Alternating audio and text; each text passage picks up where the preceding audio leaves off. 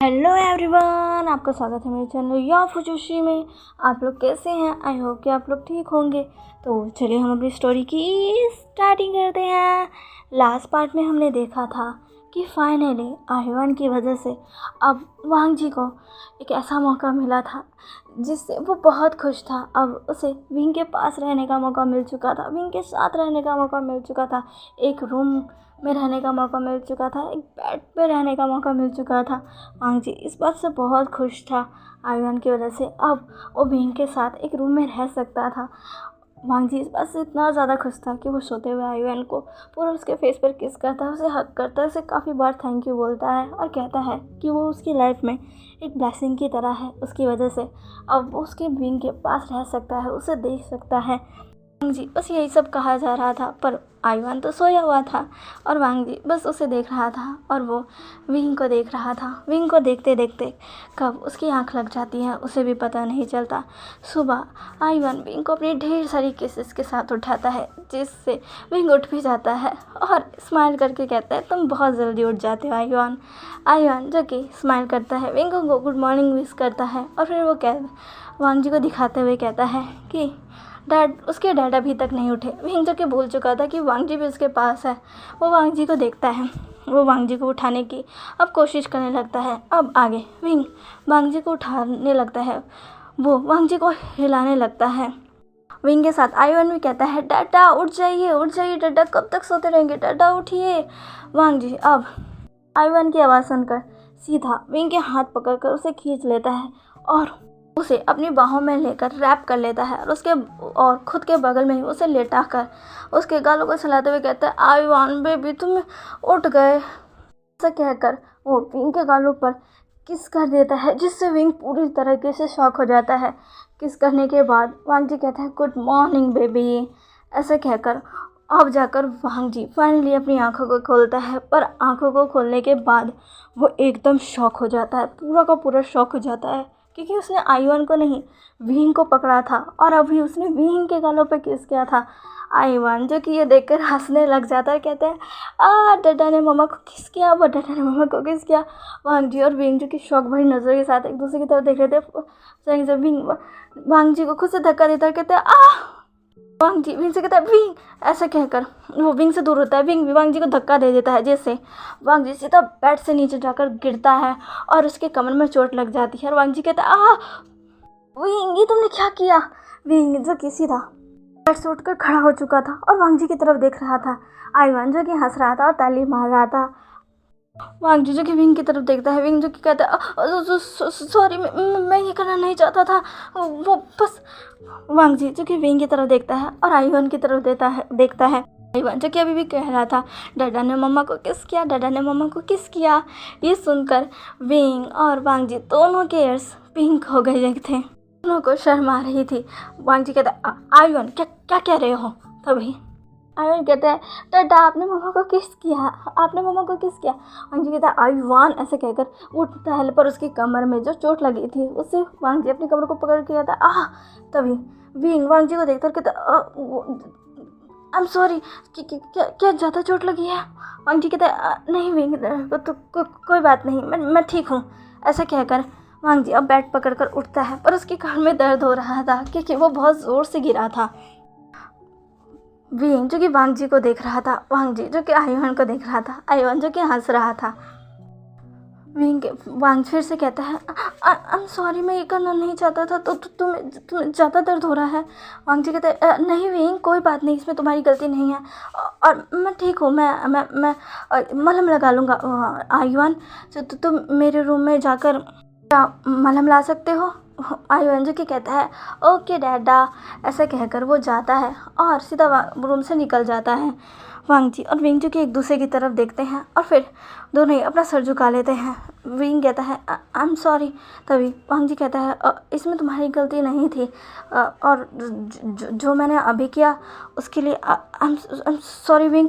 मुझे लगा वो तुम आह्वान हो, वो हमेशा आह्वान मुझे ऐसे उठाया करता था ना, तो मुझे लगा तुम आह्वान हो, मुझे माफ़ कर दो।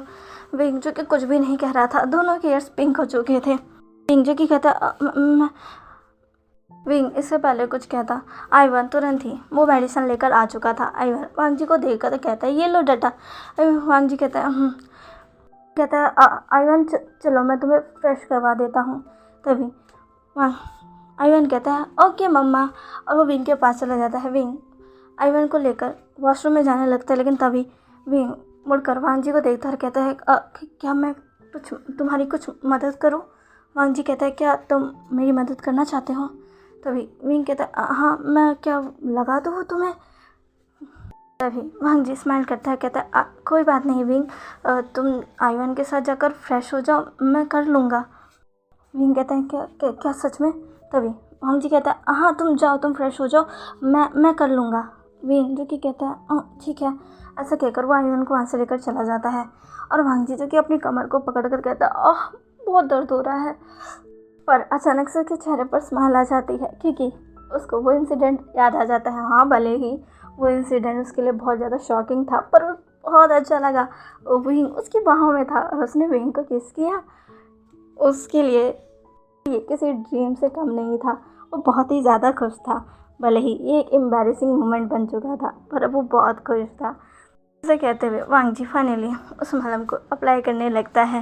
वांग जी को दर्द तो हो रहा था, पर वो बहुत खुश था। वो हंसते हुए उस मलहम को लगा रहा था। अब यहाँ से टाइम स्किप होता है और हमें डाइनिंग टेबल पर सबको दिखाया जाता है, जहाँ पर मैडम लैन वहाँ पर आकर बैठ चुकी थी। विंग भी वांग जी को लेकर आइवन को वहाँ लेकर आ चुका था। वो आइवन को बैठाते हुए कहता है बैठो आइवन, और वो खुद भी बैठता है। वांग जी जो कि उनके पीछे ही आ रहा था, उसकी कमर में दर्द था, उसने अभी भी अपने कमर को पकड़ा हुआ था। वो आता है और चेयर पर बैठता है। मैडम लैन ये नोटिस करती है और कहती है वांग जी क्या हुआ? तभी वांग जी कहता है क्या कुछ नहीं मॉम। तभी मैडम लैन कहती है क्या तुम्हारी कमर में दर्द है? तुमने अपनी कमर को ऐसे क्यों पकड़ा हुआ है?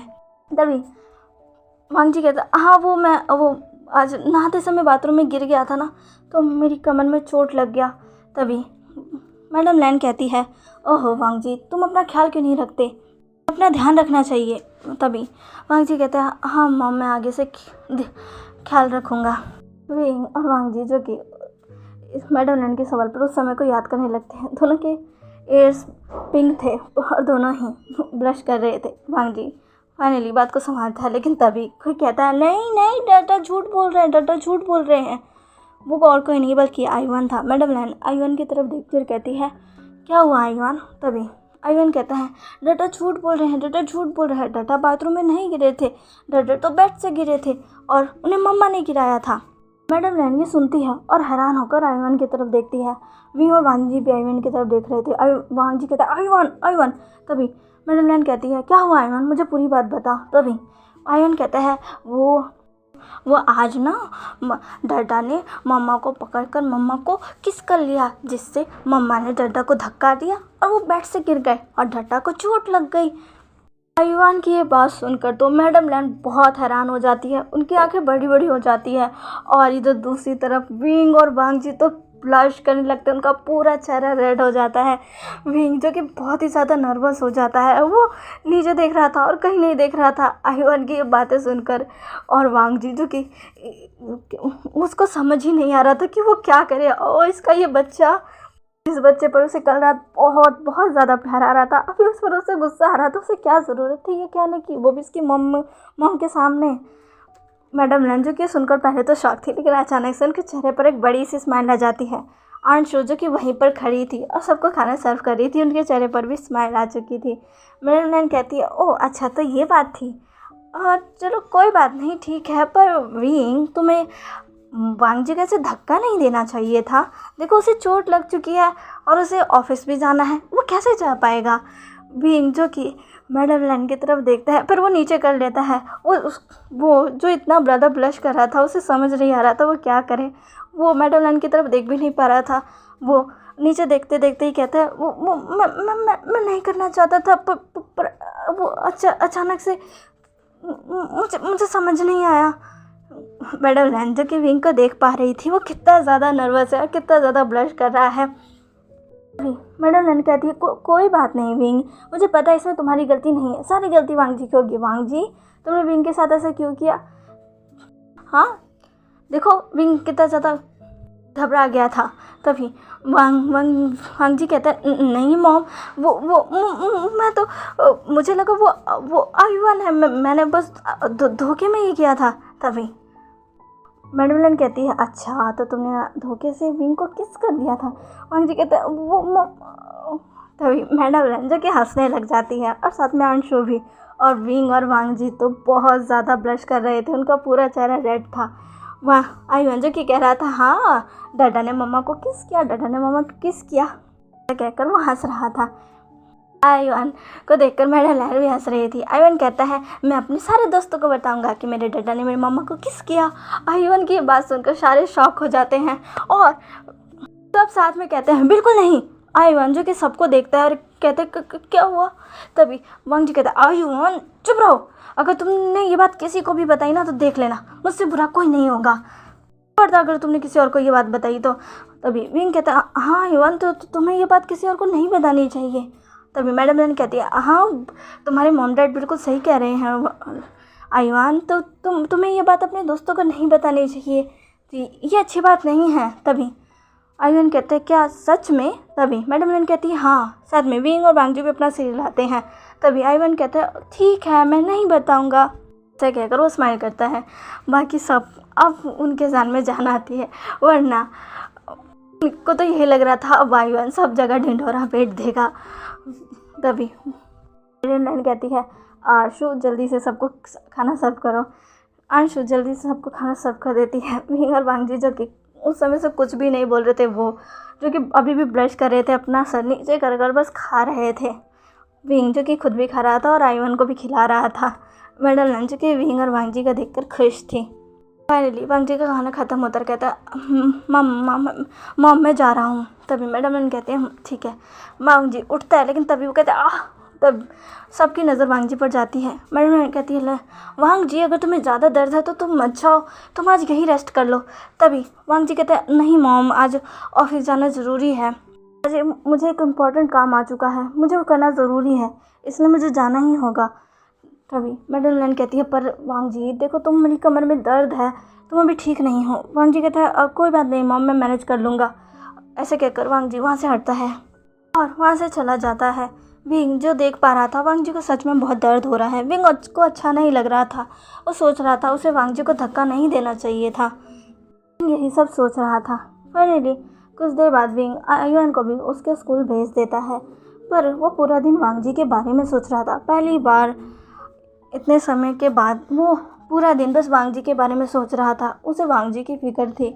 सुबह जैसे वांग जी अपनी कमर को लेकर अपनी कमर को पकड़ा हुआ था, उसके कमर में कितना ज़्यादा डर था। विंग जो कि वांग जी के बारे में ही सोच रहा था, उसे कहीं खोया देखकर मैडम लेन कहती है क्या हुआ विंग। विंग जो कि मैडम लेन की तरफ देखकर कहते कुछ नहीं मदर। तभी मैडम लेन कहती है क्या तुम वांग जी के बारे में सोच रहे हो। तभी विंग कहता है अब नहीं वो तो मैं। तभी मैडम लेन कहती है रहने दो विंग, मैं तुम्हें जानती हूँ, तुम वांग जी के बारे में सोच रहे हो ना, तुम यही सोच रहे हो ना कि वो कैसा है, तुम्हें फ़िक्र हो रही है ना उसकी। विंग जो कि कुछ भी नहीं कहता, वो बस अपना सर झुका लेता है। मैडम लेन कहती है कोई बात नहीं विंग, उससे सब कह सकते हो, मुझे पता है तुम्हें उसकी फ़िक्र हो रही है, वैसे फ़िक्र तो मुझे भी हो रही है। उसकी कमर में दर्द था पर क्या कर सकते हैं, उसे इतना ज़्यादा इम्पोर्टेंट काम आ चुका था, पता नहीं वो कैसा होगा। विंग जो कि कुछ भी नहीं कहता। तभी मैडम लेन कहती है वैसे सुबह जो आयुवन ने कहा क्या वो सच था। विंग कहता है विंग का चेहरा फिर से रेड हो चुका था। तभी मैडम लेन कहती है क्या तुम और वांग जी कल साथ में सोए थे। तभी विंग कहता है वो आयुवन चाहता था। तभी मैडम लेन कहती है आयुवन चाहता था, तुम नहीं चाहते थे। विंग इस बात पर कुछ भी नहीं कहता है। तभी मैडम लेन कहती है मैं जानती हूँ तुम्हारे लिए ये सब कर पाना भी बहुत मुश्किल है, पर मैं चाहती हूँ तुम अपनी लाइफ को, अपने आप को, अपने हस्बैंड वांग जी, अब वो तुम्हारा हस्बैंड है विंग, तुम मानो ना मानो पर अब वो तुम्हारा हस्बैंड है, एंड एज अ हस्बैंड तुम्हें उससे एक चांस ज़रूर देना चाहिए। विंग जो कि मैडम लेन की तरफ देखता है। मैडम लेन जो कि विंग के खालों को सहलाती है और कहती है मैं जानती हूँ तुम्हारे लिए सब कुछ बहुत अभी मुश्किल है, नया नया है, पर चाहती हूँ तुम अपनी लाइफ में आगे बढ़ो, खुश रहो, अपनी एक हैप्पी फैमिली बनाओ विंग। मैं बस यही चाहती हूँ। और अगर तुम्हारी डेस्टिनी ने वो चांस तुम्हें वांग जी के साथ दिया है तो प्लीज़ तुम क्या एक चांस दे सकते हो अपनी इस न्यू लाइफ को अपने हस्बैंड वांग जी को। विंग जो कि इस बात पर कुछ भी नहीं कहता है। मैडम जो कि विंग की गालों को सराहती और कहती है, तुम ज़्यादा जल्दी नहीं है, अच्छे से सोचो, ठीक है। और हाँ, मेरी इस बात को सोचना ज़रूर। विंग जो कि बस अपना सर नीचे किया हुआ था, वो कुछ नहीं कह रहा था। मैडम तभी कहती है, वैसे गार्डन खूबसूरत है ना। वो दोनों अभी गार्डन में बैठे थे। विंग देखता है और कहता है बहुत ज़्यादा। तभी मैडम कहती है, ये वांग जी ने खासकर तुम्हारे लिए ही बनवाया था, देखो यहाँ पर सारे फूल तुम्हारी पसंद के हैं। विंग देखता और कहता है, हाँ सच में ये सारे फूल उसके पसंद के हैं। विंग जो कि मैडम की तरफ देखता है। मैडम कहती है, तुम यही सोच रहे हो ना कि तुम्हारी पसंद के सारे फूल यहाँ क्यों है। तभी मैडम कहती है, क्योंकि वांग जी ये चाहता था। वांग जी जो कि ये कोशिश कर रहा था कि वो तुम्हें अपनी लाइफ में दोबारा ला सके, इसलिए वो ये प्रिपेयर भी कर रहा था कि जब तुम यहाँ आओ तो तुम्हें यहाँ पर बहुत अच्छा लगे। सब कुछ वो तुम्हारी पसंद का करना चाहता था, इसलिए उसने ये गार्डन बनाया ताकि वो तुम्हें ये बहुत पसंद आए। ये देखता है, उसे अच्छा लगता है। मैडम कहती है कि तुम्हें पता है यहाँ पर बहुत कुछ है, क्या तुम मेरे साथ गार्डन घूमोगे। विंग जो कि हाँ में सिर हिला देता है। मैडम कहती है, चलो आज हम दोनों पूरा गार्डन घूमते हैं। विंग जो कि स्माइल करता है और अब वो दोनों गार्डन में घूमने लगते हैं। विंग पूरा गार्डन घूमता है। गार्डन बहुत अच्छा था, वहाँ पे बहुत सारे फूल थे, कई सारे फूल विंग के पसंद के थे। वहाँ पेड़ भी थे। गार्डन की ब्यूटी सच में बेमिसाल थी। विंग पूरे गार्डन में बस खो सा गया था। तभी मैडम कहती है, वैसे तुम्हें पता है विंग, यहाँ पर एक ऐसी जगह है ना जहाँ पर तुम जाओगे तो तुम्हारे चेहरे पर एक बड़ी सी स्माइल आ जाएगी। मैं तुम्हें वहाँ लेकर तो जाना चाहती हूँ, पर मैं नहीं ले जा सकती। विंग जो कि मैडम की तरफ देखता है और कहता है, क्यों। तभी मैडम कहती है, क्योंकि मैं चाहती हूँ वहाँ तुम्हें वांग जी ले जाए, क्योंकि वो जगह वांग जी ने तुम्हारे लिए बहुत बहुत दिल से बनाई है और वहाँ पे तुम्हारे लिए कुछ है जो तुम्हें बहुत पसंद आएगा। विंग जो कि मैडम की तरफ देखता है, वो कुछ नहीं कहता, वो बस सोचने लगता है ऐसा क्या होगा वहाँ। अब यहाँ से टाइम स्किप होता है। में रात का सीन दिखाया जाता है जहाँ पर आज वांग जी थोड़ा लेट आया था। सबने डिनर खर्च लिया था और वांग जी अभी तक नहीं आया था। आज एक बार और विंग वांग जी का वेट कर रहा था। वांग जी जो कि फाइनली घर आ चुका था। आज पूरा दिन उसका बहुत हार्ड रहा, क्योंकि एक तो उसकी कमर में दर्द था, ऊपर से उसे सब कुछ काम भी करना था, मीटिंग्स भी अटेंड करनी थी। वांग जी जब ऑफिस में था तब हाउसर ने उससे पूछने की कोशिश की, सर आपको क्या हुआ है, क्या आपको ठीक नहीं है। अगर ऐसी बात है आप थोड़ा सा आराम कर सकते हैं। तभी वांग जी उसने उससे कह दिया था कि नहीं, ये काम उसके लिए बहुत इम्पोर्टेंट है और वो ठीक है, वो कर लेगा। सब देख पा रहे थे कि अभी आज वांग जी को ज़्यादा ठीक नहीं है, उसकी कमर में सच में बहुत ज़्यादा पेन था। डेज़ी जो कि वहाँ पर साथ में थी, वो वांग जी से कहती है, बॉस आपको आराम करना चाहिए, आपकी हालत ठीक नहीं है, आपकी कमर में दर्द है ना, मुझे पता है। वांग जी उसकी तरफ देखता और कहते हैं, तुम्हें कैसे पता। तभी डेज़ी कहती है, मैंने अब्जॉर्ब कर लिया था, मैं आपकी फ़िक्र करती हूँ, इसलिए मुझे पता है आपकी कमर में दर्द है। बॉस अगर आप चाहे तो मैं क्या कुछ करूं, क्या मैं आपके लिए मेडिसिन लेकर आऊं। तभी वांग जी कहता है, नहीं मैं ठीक हूं। तभी डेज़ी कहती है, पर मुझे आपकी फ़िक्र है, मैं चाहती हूँ आप ठीक रहे। तभी वांग जी कहता है, डेज़ी तुम अपना काम करो, मैं ठीक हूँ। ऐसा कहकर वो डेज़ी को वहाँ से भेज देता है। डेज़ी जाना तो नहीं चाहती थी, पर उसे जाना पड़ता है। वो तो यहाँ अपना कंसर्न दिखाने आई थी, वांग जी को शो करने आई थी कि वो वांग जी की कितनी ज़्यादा फिक्र करती है। पर वांग जी ने तो उस पर ध्यान ही नहीं दिया। हाउसन जो कि डेज़ी को देखकर बस मुंह बना रहा था, ये लड़की कभी नहीं सुधर सकती, ऐसा कहकर वो बस मुंह बना रहा था। फाइनली पूरे दिन के काम से ख़त्म होकर वांग जी घर आ जाता है। वांग जी जब घर आता है तो एक बार फिर से विंग को उसी जगह पर पाता है। आज फिर से वांग जी के चेहरे पर स्माइल आ चुके थे। वो विंग के पास आकर कहते हैं, विंग तुम्हें सो जाना चाहिए था। तभी विंग वांग जी के पास जाता है और कहता है, क्या अभी भी दर्द है। वांग जी कहता है, हाँ। विंग कहता है, क्या अभी भी दर्द है। तभी वांग जी कहता है, हाँ वो थोड़ा सा। तभी विंग कहता है, मुझे माफ़ कर दो। तभी वांग जी कहता है, इसमें तुम्हारी गलती नहीं है विंग, मैं ठीक हूँ। तभी विंग कहता है तुम जल्दी से अपना डिनर कर लो, फिर मैं तुम्हारी कमर की मालिश कर दूँगा। तभी वांग जी कहता हाँ। तभी विंग कहता है हाँ तुम जल्दी से डिनर कर लो। वांग जी कहता है नहीं विंग मैं ठीक हूँ। तभी विंग कहता है जल्दी करो वांग जी। वांग जी विंग की तरफ देखता है। पहली बार विंग ने उसका नाम लिया था। हाँ भले ही वो पहले की तरह उसे वो कहकर नहीं बुला रहा था जैसा वो वांग जी को कहता था, पर वांग जी आज विंग ने पहली बार से वांग जी कहा है तो इसमें भी वो खुश है। वांग जी कहता है ठीक है। वांग जी अब आता है, अपना डिनर करता है और फिर वो लोग अपने रूम में जाते हैं। आयुआन सो चुका था। वांग जी आयुआन को देखता है, उसके फोरहेड पर किस करता है। विंग कहता है तुम्हें लेट जाना चाहिए, मैं तुम्हारे बैग पर ये मलहम अप्लाई कर देता हूँ। वांग जी कहता है मैं कर लूँगा विंग। विंग कहता है नहीं लंजा मैं कर देता हूँ। वांग जी जो कि एक बार फिर से शॉक हो गया था। विंग वांग जी कहते हैं विंग तुमने मुझे क्या कहा। विंग कहता है मैंने कुछ नहीं कहा। ऐसे कहकर विंग अपना मुंह फेर लेता है। विंग के मुंह से अचानक से निकल गया था लंचा, जिसे सुनकर वांग जी बहुत खुश हो गया था। वो एक बार फिर से सुनना चाहता था पर विंग ने बोला ही नहीं। वांग जी जो कि इससे थोड़ा उदास तो हुआ पर उसने कुछ नहीं कहा और वो कहता है ठीक है। वांग जी अब अपनी टी शर्ट को सीधा निकाल देता है। उसके वो सिक्स पैक ऐप अब पूरा विंग को शो हो रहे थे। विंग जो कि एक नज़र देखता है और फिर अपनी नज़र को घुमा लेता है। वांग जी जो कि लेट जाता है। विंग अब वहीं पर वांग जी की बैक की मसाज कर रहा था। उसके कमर पर वो मलहम लगा रहा था। अपने हल्के हाथों से विंग का टच पाकर वांग जी को कुछ तो हो रहा था पर वो खुद को कंट्रोल कर रहा था। उसे बहुत अच्छा लग रहा था।